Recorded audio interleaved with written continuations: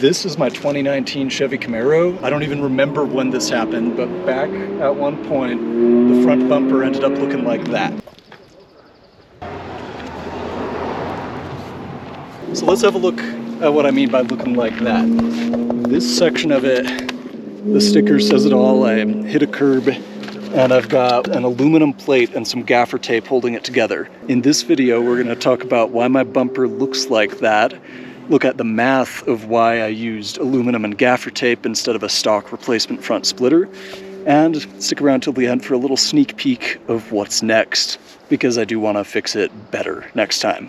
Not good, but better. This is my 2019 Chevy Camaro Turbo, 4-cylinder turbo model with the 1LE track performance package, which comes with this really beefy front splitter.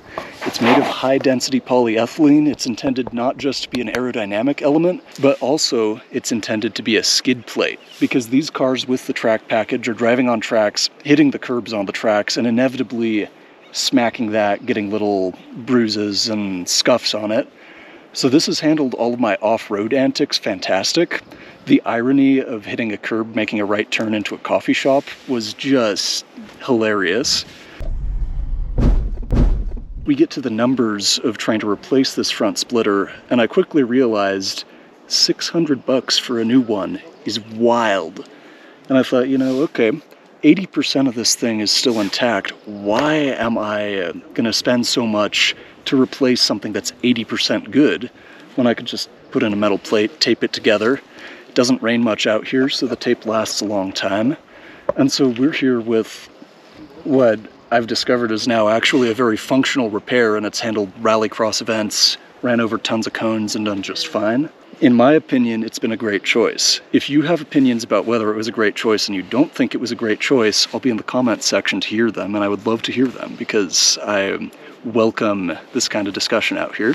We do have new upcoming upgrades to it, because the other side is still intact, and I've been able to borrow a 3D scanner from a friend of mine who is also filming this video. Thanks, Edward.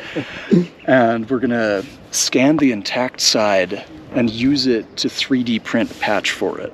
So stick around, that's gonna be a couple videos from now, but it's gonna be hopefully look pretty factory.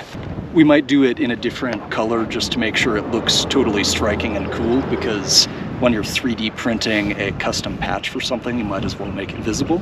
But that's been how it's been fixed so far, and between the metal plate, the gaffer tape, and the sticker that says normalize hitting the curb, that's the build. That is the repair. My fix has felt good enough so far, but we have fun stuff coming up. Check out the rest of the channel. We have more rallycross competitions, heading to one of those tomorrow.